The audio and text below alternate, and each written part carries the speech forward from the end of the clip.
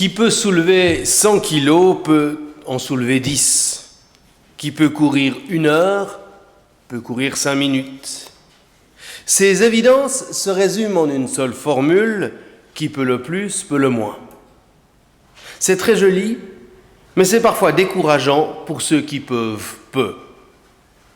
Alors au lieu de répéter à l'envi qui peut le plus, peut le moins, Jésus, dans l'Évangile, renverse les choses et affirme qui fera d'abord le moins, fera un jour le plus. Qui commence par être fidèle en peu de choses, le sera un jour dans les grandes. Et ça change tout. Alors non, il n'est pas possible de saisir tout l'Évangile. Mais si on a compris une seule parole et qu'on essaye de toutes ses forces d'en vivre, eh bien demain, on en comprendra peut-être 2 autres à la lumière de la première. Oui Seigneur, nous te le demandons. Ouvre-nous aux vérités de ton Évangile. Aide-nous à dépasser nos habitudes, nos routines, et peut-être alors qu'ainsi cette nouvelle année ne se passera pas pour rien. Amen. Et je vous invite à chanter notre premier cantique qui se trouve dans le feuillet pour que le jour qui se lève. Et je vous invite avec le jour à vous lever.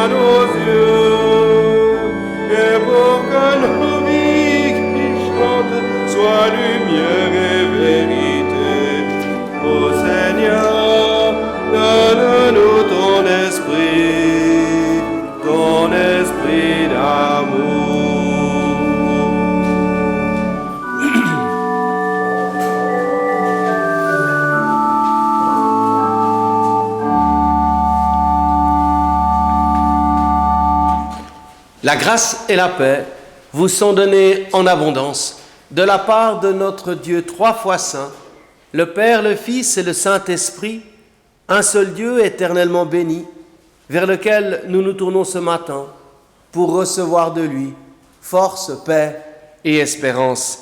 Amen.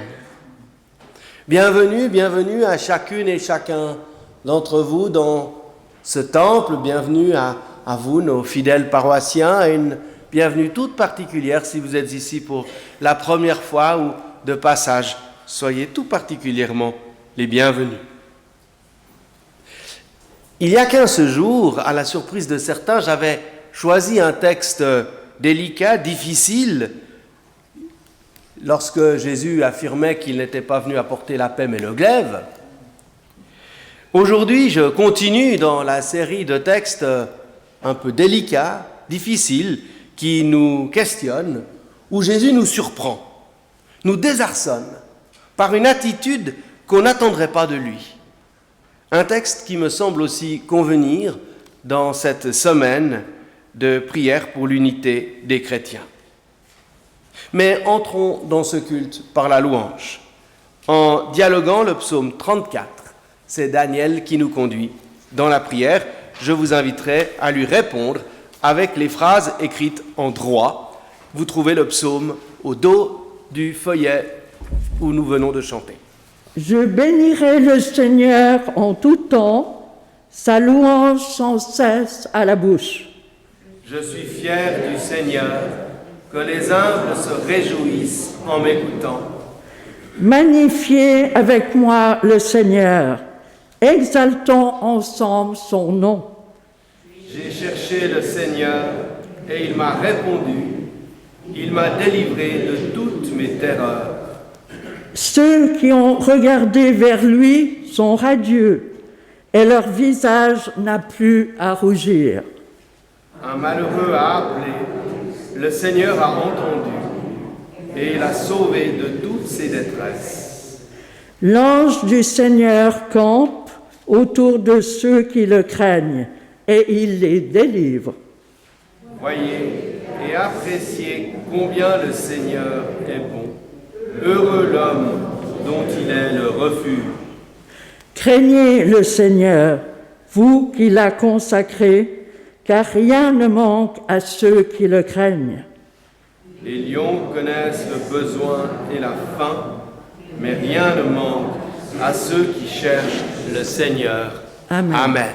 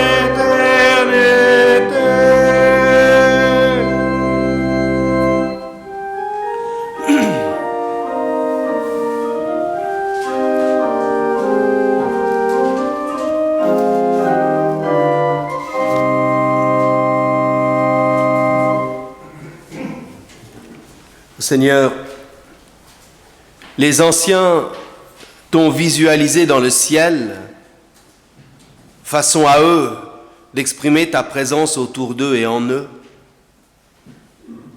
Quand je regarde le ciel, la nuit et son manteau étoilé, le jour, le bleu azuré ou moutonné de nuages gorgés d'eau, je me demande, es-tu vraiment là-haut ? Es-tu dans cette immensité dont mes yeux ne perçoivent qu'une infime part? Je ne te vois pas, mon Dieu, ni dans le ciel, ni dans l'infiniment grand, ni dans l'infiniment petit. Et si je cherchais ailleurs, autrement, si je changeais mes habitudes, changeais de regard, si je mettais le filtre de la foi comme l'astronome celui de l'infrarouge ou de l'ultraviolet. Aide-moi, Seigneur, pour que ma perception change. Alors le ciel ne sera plus l'infini de l'espace, mais l'horizon vers lequel tu conduis mes pas.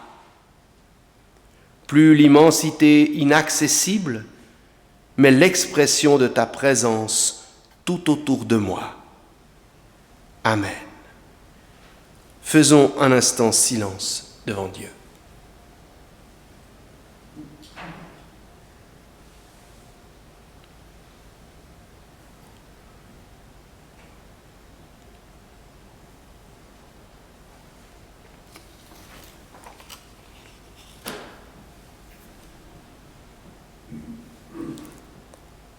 Père, par ton esprit, tu nous dis que l'espérance est en toute situation, que personne n'est jamais trop loin, ni perdu pour toi.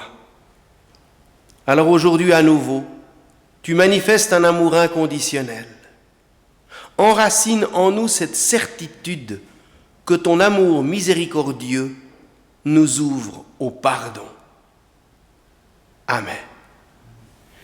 Et je vous invite à rendre grâce en chantant le bref cantique 144.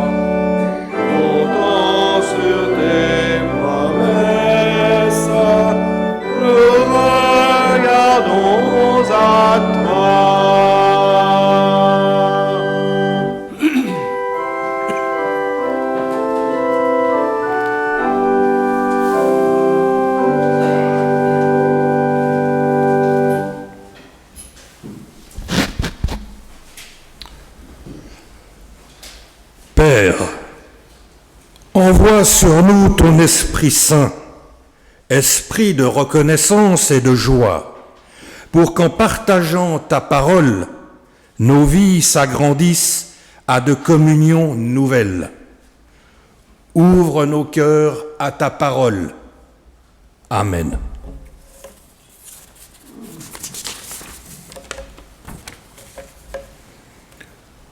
Nous lisons dans Matthieu 10. Ayant fait venir ses 12 disciples, Jésus les envoya en mission avec les instructions suivantes. Ne prenez pas le chemin des païens et n'entrez pas dans une ville de Samaritains. Allez plutôt vers les brebis perdues de la maison d'Israël. En chemin, proclamez que le règne des cieux s'est approché. Guérissez les malades, ressuscitez les morts, purifiez les lépreux, chassez les démons. Vous avez reçu gratuitement, donnez gratuitement. Nous poursuivons avec Matthieu 15. Alors, des pharisiens et des scribes de Jérusalem s'avancent vers Jésus et lui disent: Pourquoi tes disciples transgressent-ils la tradition des anciens? En effet, ils ne se lavent pas les mains quand ils prennent leur repas. Puis appelant la foule, il leur dit: Écoutez et comprenez. Ce n'est pas ce qui entre dans la bouche qui rend l'homme impur, mais ce qui sort de la bouche. Voilà ce qui rend l'homme impur. Ne savez-vous pas que tout ce qui pénètre dans la bouche passe dans le ventre, puis est rejeté dans la fosse? Mais ce qui sort de la bouche provient du cœur, et c'est cela qui rend l'homme impur. Du cœur, en effet, proviennent intentions mauvaises, meurtre, adultère, inconduite, vol, faux témoignage, injure. C'est là ce qui rend l'homme impur. Mais manger sans s'être lavé les mains ne rend pas l'homme impur.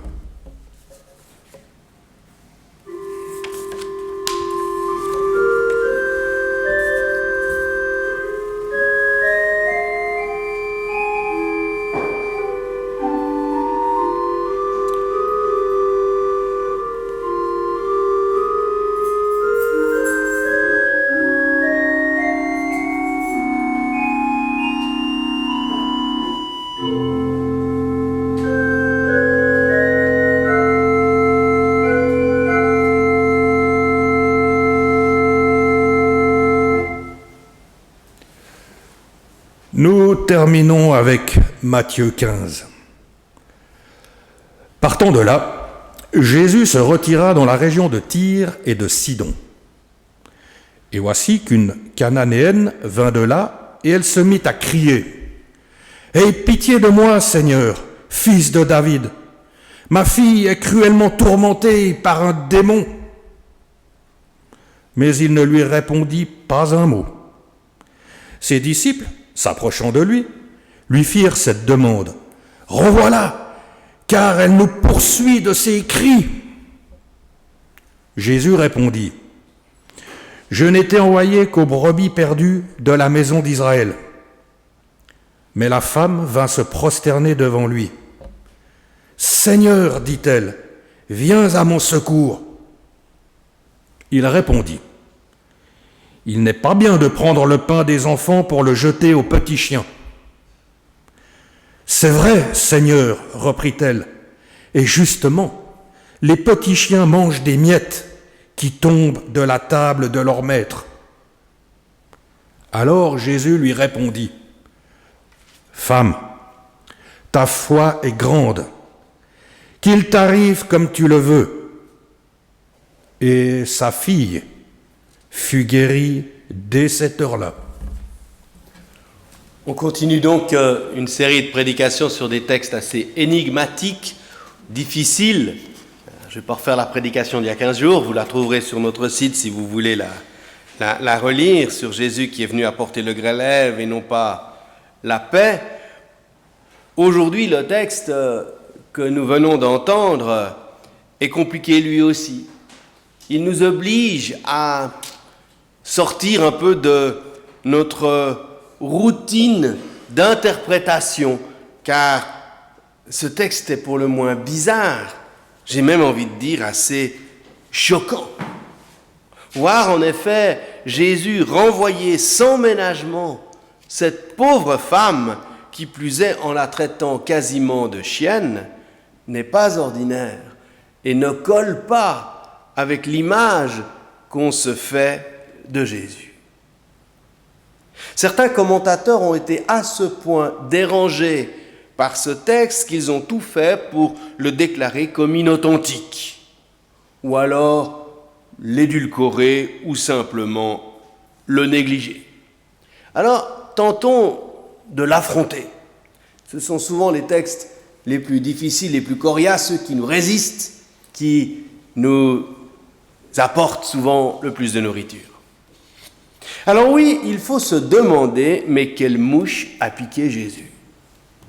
Jésus était-il fatigué, énervé, las, connaît tous parfois ces moments où un peu fatigué, on réagit de manière inappropriée. Alors était-ce le cas pour Jésus, pour qu'il réagisse ainsi? D'autant plus que cette femme l'interpelle non pour elle, mais pour sa fille, et sa prière est belle, simple, authentique, humble. Elle fait tout juste. Alors une fois de plus, essayons de replacer ce texte dans son contexte, et on a lu le texte qui précède, et l'épisode qui précède, c'est cette controverse avec les pharisiens sur la question de la pureté. Et c'est, à mon sens, un des points les plus essentiels dans la prédication de Jésus. Toute la religion tournait, dans le fond, à l'époque de Jésus, autour de cette séparation entre ceux qui pouvaient être considérés comme purs et ceux qui étaient impurs. On le voit, pensez à la parabole du bon samaritain, où si le prêtre et le lévite ne s'arrêtent pas, c'est pas qu'ils ne le voient pas, c'est simplement que le blessé étant impur, s'il entre en contact avec le blessé, ils vont être eux-mêmes impurs et ils ne vont pas pouvoir faire leur job. Donc tout tourne autour vraiment de cette distinction. Et Jésus met par terre cette distinction, renverse complètement cette compréhension, et c'est une véritable révolution. Et cela ne va pas sans clash, sans heurts. Et Jésus, peut-être pour se protéger, pour récupérer, peut-être parce qu'il est ébranlé lui-même par ce changement radical qu'il propose, que sais-je, il se retire. Et pour une fois, il ne se retire pas au désert, comme souvent c'est mentionné dans la Bible, Jésus se retire au désert. Là, il se retire en terre étrangère. Et c'est un point étonnant, parce que Jésus avait jusque-là circonscrit sa mission, comme il le dit, aux brebis perdues d'Israël. Il avait même recommandé à ses disciples, on l'a entendu tout à l'heure, ne prenez pas le chemin des païens, n'entrez pas dans une ville de Samaritains, allez plutôt vers les brebis perdues d'Israël. Or voici que lui-même est en terre étrangère, en contradiction avec les propos qu'il a tenus, les recommandations qu'il a données à ses disciples. C'est assez étonnant. Et là, un peu à l'image de ce qui passe à Cana, vous vous souvenez, au mariage, aux noces de Cana, lorsque la mère de Jésus va le pousser à assumer son ministère public pour la première fois, eh bien ici c'est une femme étrangère qui plus est, qui va l'obliger à repenser sa mission, à l'ouvrir à l'universalité. Mais n'allons pas trop vite. Alors on peut imaginer Jésus un peu incognito en terre étrangère, récupérant de cette difficile controverse avec les pharisiens, et voici qu'il est dérangé par les cris de cette femme. Jésus, dans un premier temps, l'ignore. Mais à la demande de ses disciples, qui sont visiblement fatigués d'avoir les oreilles cassées par le bruit intempestif de cette femme qui leur crie sans cesse, eh bien, Jésus finit par entrer en dialogue avec cette femme, mais simplement pour la renvoyer sèchement. Par 2 fois, Jésus lui manifeste son refus. « Je n'ai été envoyé qu'aux brebis perdues de la maison d'Israël. » Puis après qu'elle ait insisté, il la réprimande encore plus sèchement. « Il n'est pas bien de prendre le pain des enfants pour le jeter aux petits chiens. » Alors là, c'est difficile à comprendre comme réponse de Jésus. Mais malgré la violence de ses propos, la femme qui aurait pu dire « si c'est comme ça, moi j'ai cru que tu étais un sage, un grand, un prophète », elle aurait pu l'envoyer paître en quelque sorte. Eh bien non, cette femme continue, insiste avec finesse et sagesse. Elle ne se décourage pas et finit par lézarder la belle assurance de Jésus et ses propos péremptoires. Et nous assistons là à quelque chose de très étonnant. Une femme étrangère parvient à faire changer Jésus d'avis. Jésus n'a pas seulement franchi une frontière géographique en venant dans cette région, il est en train de déplacer, grâce à cette femme, ses frontières intérieures. la compréhension même qu'il se fait de sa mission. Et ce n'est pas peu de choses. Grâce à cette femme, Jésus change, il évolue. Jésus va là jusqu'au bout de son incarnation en acceptant de se laisser ébranler et remettre lui-même en cause. Et cela pose alors une question assez fondamentale en théologie, de savoir si Dieu lui-même est capable de changement, d'évolution. C'est une vaste question, une question absolument passionnante. Dieu est-il de tout temps immuable parce qu'au-delà du temps et de l'espace, ou est-il lui aussi sensible à ce qui se passe et donc capable de changement? Quelques indices dans l'Ancien Testament nous montrent que dans des récits fondateurs, que Dieu, dans le fond, s'est déjà laissé convaincre de revenir sur une décision. On peut penser à l'épisode du déluge, celui du veau d'or, ou encore dans le récit un peu symbolique de Jonas. Mais cette question de l'immutabilité de Dieu est une question passionnante. Et j'aime personnellement prendre le risque d'accepter un Dieu qui n'est pas figé, mais qui est capable d'évoluer. Mais là, alors, on entre sur un terrain très délicat et subtil, car si Dieu n'est pas le point absolument central et fixe sur lequel on peut absolument s'appuyer, alors ça pose d'autres questions. Dans notre récit, c'est finalement la rencontre, on pourrait dire avec la vraie vie, qui vient bouleverser les plans de Jésus. Si Jésus était resté tranquillement reclus chez lui dans son monde, cette rencontre n'aurait jamais eu lieu. Jésus, ici, est comme rejoint par la réalité.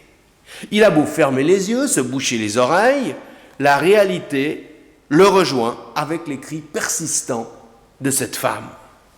Et ce qui est fascinant dans ce récit, c'est que cette fois, ce n'est pas la personne rencontrée par Jésus qui voit sa vie bouleversée, comme c'est presque toujours le cas dans les rencontres que Jésus, vous savez, toutes ces rencontres que Jésus fait à travers l'Évangile, où on voit chaque fois les personnes qui sont complètement changées. Pensez à Zachée, pensez à la Samaritaine, pensez à tous ces personnages. Eh bien ici, c'est Jésus qui est bouleversé et qui est changé par la rencontre qu'il vient d'opérer.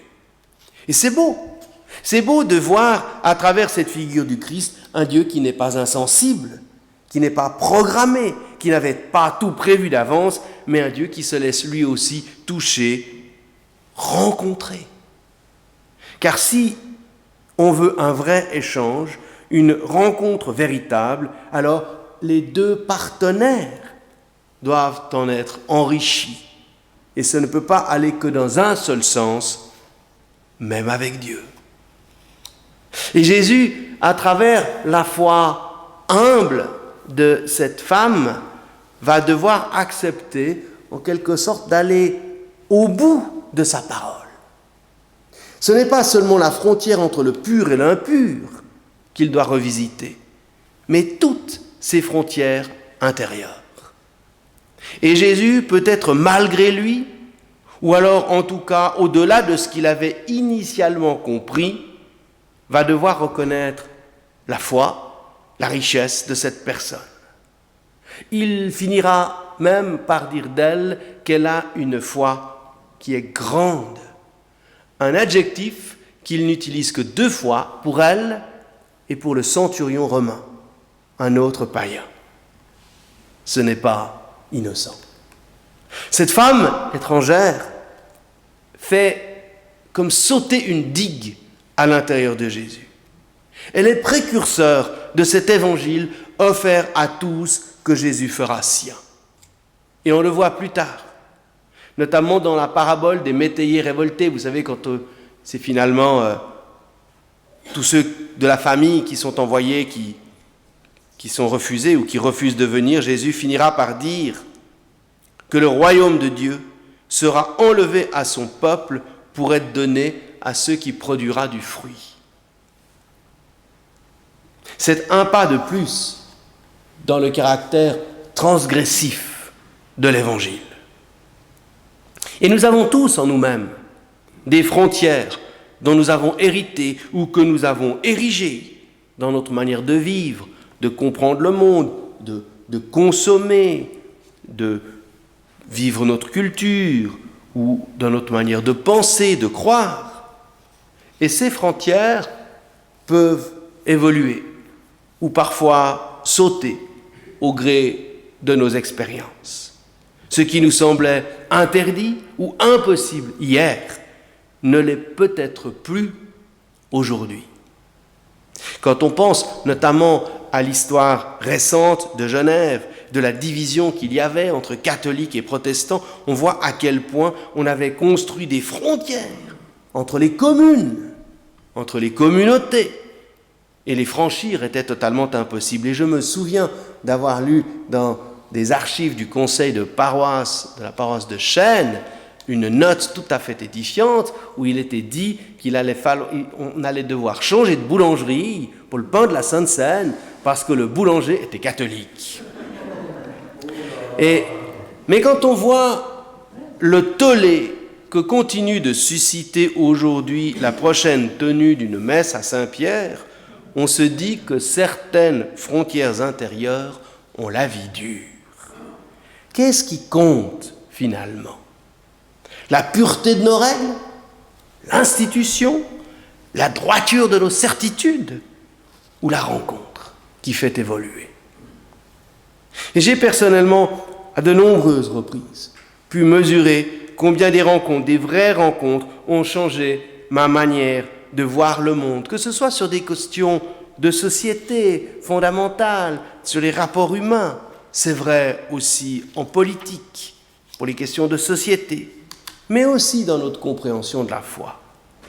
Et j'aimerais vous témoigner ici d'une de ces rencontres improbables que j'ai eu la chance de vivre et qui m'a bousculé dans mes certitudes et fait sauter aussi des frontières intérieures.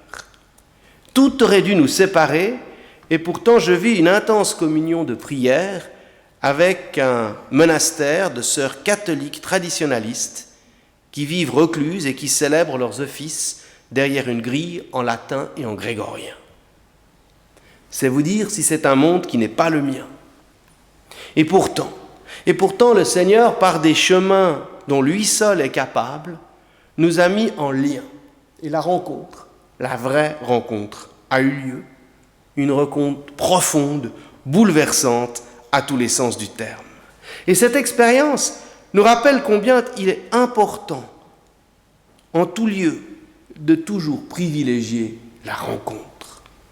Jésus ne voulait pas, il n'avait pas la force ou pas le temps, et il a failli par passer à côté d'une rencontre qui pourtant a été décisive pour lui et son ministère. Alors l'Évangile, je crois, nous invite à la transgression, à oser nous aventurer au-delà de nos frontières intérieures ou extérieures pour aller à la rencontre de l'autre et découvrir en lui ou en elle la délicate présence de Dieu. À l'image de cette femme qui oblige Jésus à se comporter enfin en Messie, la rencontre des autres nous oblige à nous comporter en chrétiens. C'est à l'amour que vous aurez les uns pour les autres qu'on vous reconnaîtra comme mes disciples, nous rappelle le Christ. Jamais nous ne pourrons approcher Dieu à travers nos règles, nos habitudes, nos structures, nos pratiques, aussi bien huilées soient-elles, ou nos certitudes. Il faut toujours oser la rencontre, celle de Dieu et celle de nos frères et sœurs, toujours inattendue, toujours surprenante, déconcertante, celle qui nous ébranle et qui nous questionne. C'est là, souvent, que par surprise, nous découvrons la douce présence de Dieu. Encore un dernier mot sur cette femme, dont l'humilité est à souligner. Elle est prête à se contenter des miettes, dit-elle, car elle comprend que ces miettes-là ne sont pas n'importe quelles miettes. Les miettes de la grâce, c'est déjà beaucoup. Alors ne soyons pas nous-mêmes trop gourmands. Parfois, nous demandons beaucoup à Dieu, des garanties de sa présence, des réponses à nos questions, sa force pour nous relever. Sachons peut-être, comme cette femme, nous contenter parfois des miettes. Comme chrétiens, nous n'avons pas à être mieux servis que les autres. Nous n'avons pas de privilèges, mais une responsabilité particulière, celle d'oser la rencontre, avec l'assurance que le Seigneur nous accompagne mieux qu'il nous précède. Amen.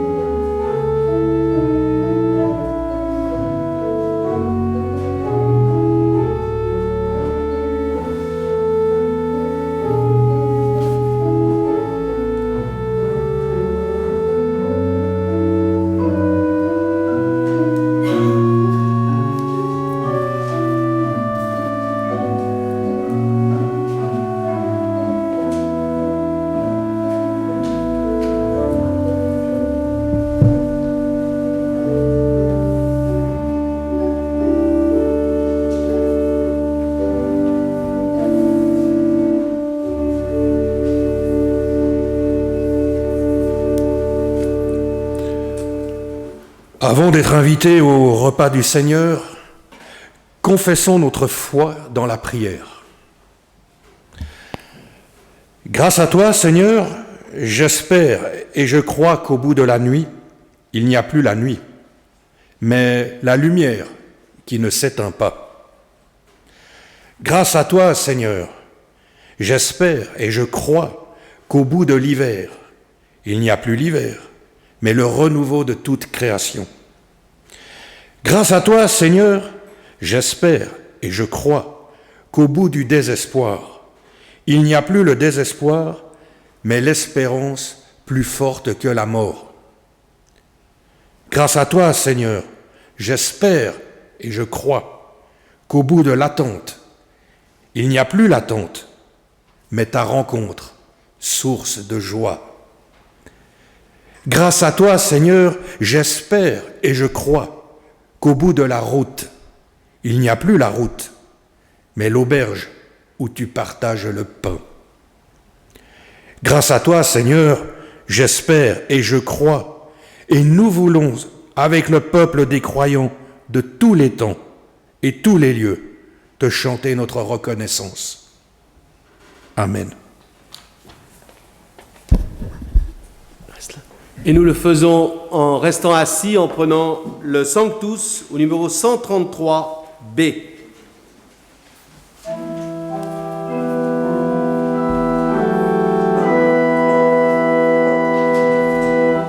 Saint, Saint, Saint, le Seigneur, Dieu de l'univers, les cieux et la terre sont remplis de ta gloire. Hosanna au plus haut des cieux.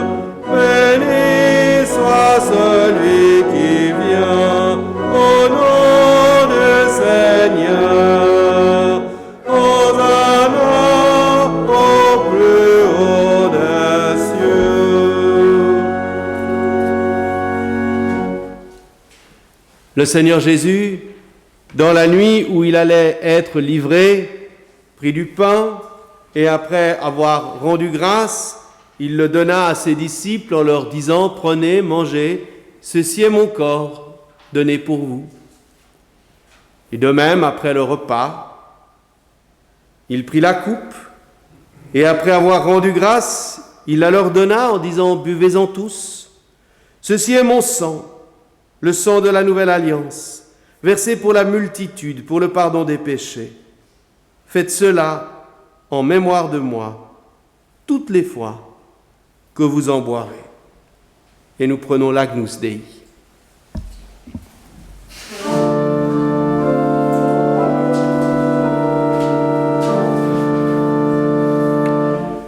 Christ, agneau de Dieu, qui ôte le péché du monde, prends pitié de nous.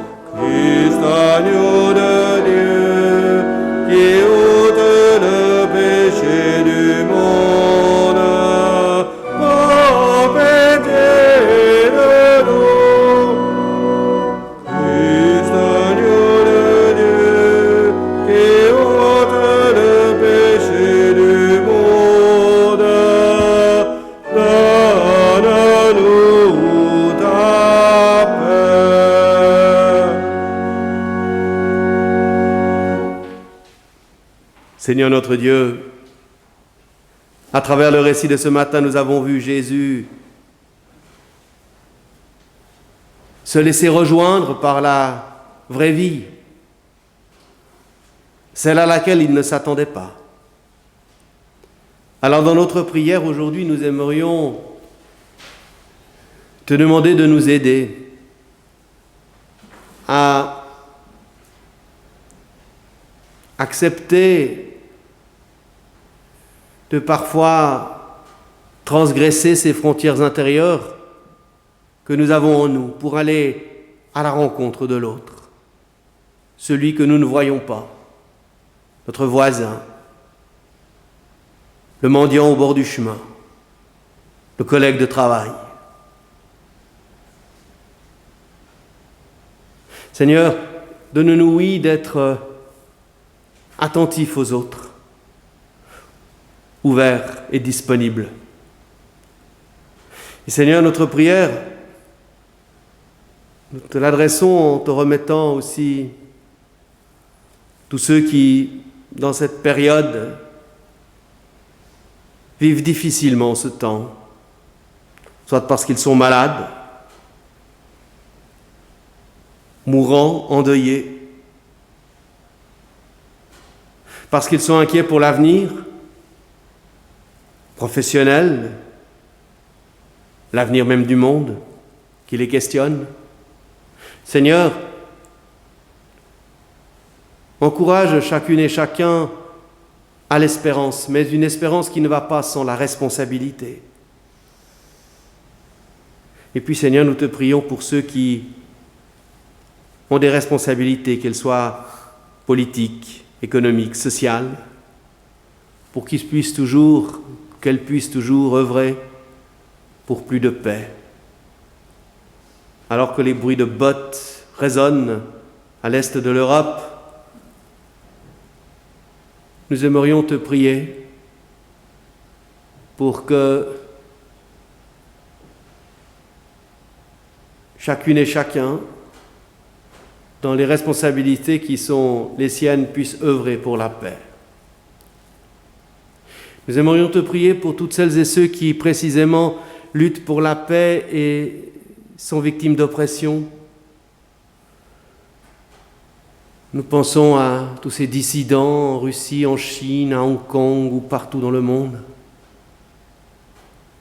Et Seigneur, nous aimerions te remettre toutes nos communautés sœurs de par le monde et surtout celles qui vivent dans un contexte de violence, de guerre ou d'oppression, ou voire même de persécution. En cette semaine de prière pour l'unité des chrétiens, nous aimerions te remettre toutes les communautés sœurs, toutes les communautés chrétiennes ici à Genève. Aide-nous à rechercher cette unité, notre désunion étant un contre-témoignage du message que nous aimerions offrir à la cité. Aide-nous à nous reconnaître, frères et sœurs, les uns avec les autres. Et Seigneur, nous te prions enfin pour ceux que nous aimons, que nous chérissons et pour lesquels nous te demandons ta bénédiction.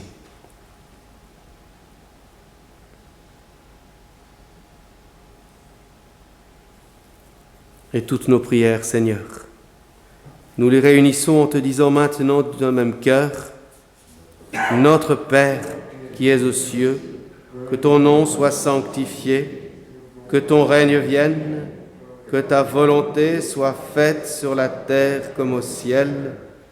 Donne-nous aujourd'hui notre pain de ce jour.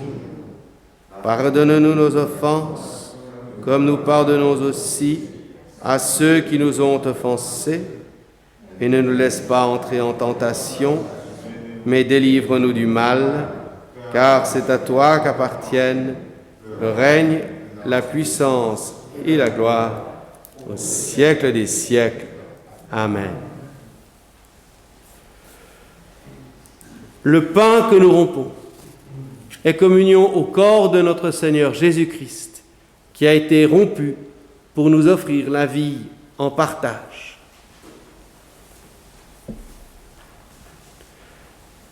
La coupe de bénédiction pour laquelle nous rendons grâce est communion au sang de notre Seigneur Jésus-Christ, le sang de l'alliance nouvelle et éternelle versé pour la multitude. Seigneur, je ne suis même pas digne de ramasser les miettes qui tombent de ta table. Mais tu as dit: je ne mettrai pas dehors celui qui vient à moi. Alors nous voici, Seigneur, comme cette femme, insistant, désireux de bénéficier des miettes de ta grâce, qui nous nourrissent plus que tout. Grâce te soit rendue, oui Seigneur, de nous accueillir tels que nous sommes. Et nous te le demandons, envoie maintenant sur nous ton Esprit Saint, pour qu'en recevant ce pain et en buvant à cette coupe, il nous soit donné de sentir au plus intime de nous-mêmes la réalité de ta présence. Amen. Frères et sœurs, nous sommes tous les invités au repas du Seigneur. C'est le Seigneur lui-même qui nous convie à sa table. Nous communierons comme notre habitude depuis maintenant quelque temps par défilé. Vous voudrez bien descendre par la Traveille ici. Je vous donnerai le pain, puis on vous tendra les verres de vin ou de jus de raisin. Le jus de raisin devant être les verres rouges et le vin les verres blancs. Voilà.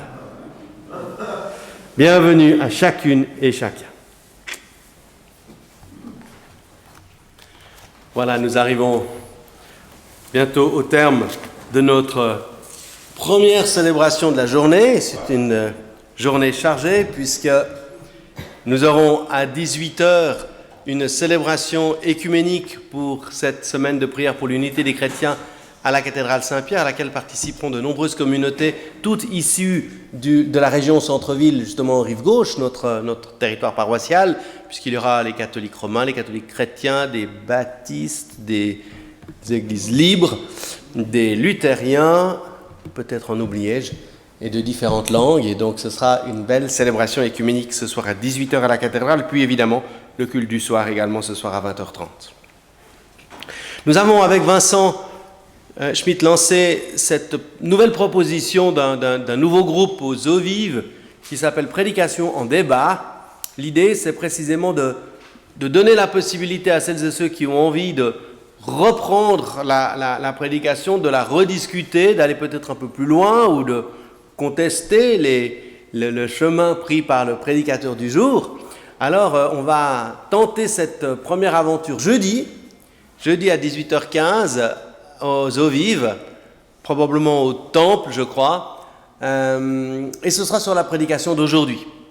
Donc la prédication d'aujourd'hui, vous pourrez la retrouver soit, il y a quelques exemplaires sur la table à la sortie, soit évidemment dès lundi sur le site également de la paroisse. Dimanche prochain, ce sera un culte invitation. Nous vous encourageons donc à inviter vos voisins, vos amis, vos familles, vos petits-enfants.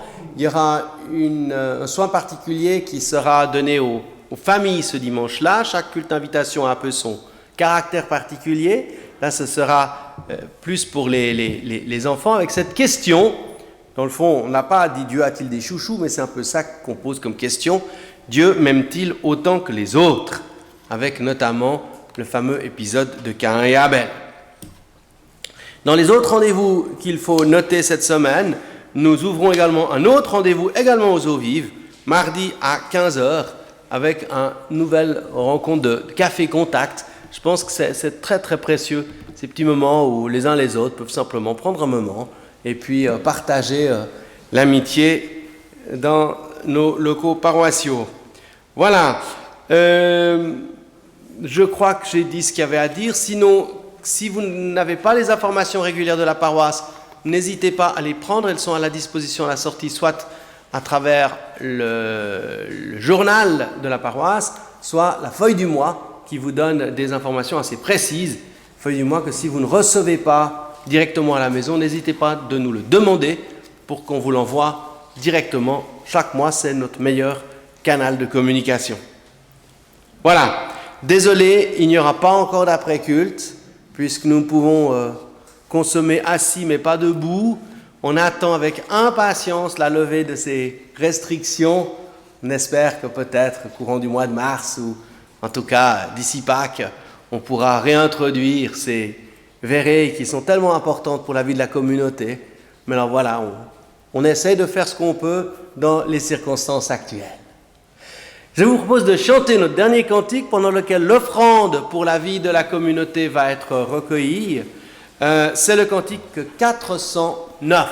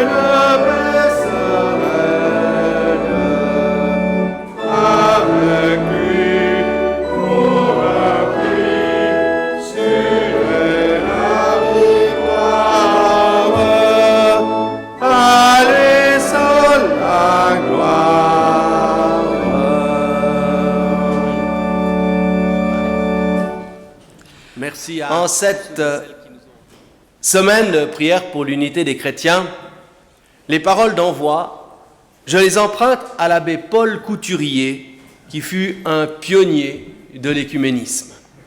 Prions. Seigneur Jésus, à la veille de mourir pour nous, tu as prié pour que tes disciples soient parfaitement un, comme toi en ton Père et ton Père en toi. Fais-nous donc ressentir jusqu'à la douleur l'infidélité de notre désunion. Donne-nous la loyauté de reconnaître et le courage de rejeter ce qui se cache en nous d'indifférence et de méfiance et même d'hostilité mutuelle. Accorde-nous de nous rencontrer tous en toi, afin que monte incessamment de nos âmes et de nos lèvres ta prière pour l'unité des chrétiens, telle que tu la veux, par les moyens que tu veux. En toi qui es la charité parfaite, fais-nous trouver la voie qui conduit à l'unité, dans l'obéissance à ton amour et à ta vérité. Amen. Et que la bénédiction de Dieu nous garde et nous conduise dans sa paix. Que l'amour de Dieu le Père, la grâce de Jésus-Christ notre Seigneur et la communion du Saint-Esprit nous gardent et nous conduisent. Allons dans sa paix. Amen.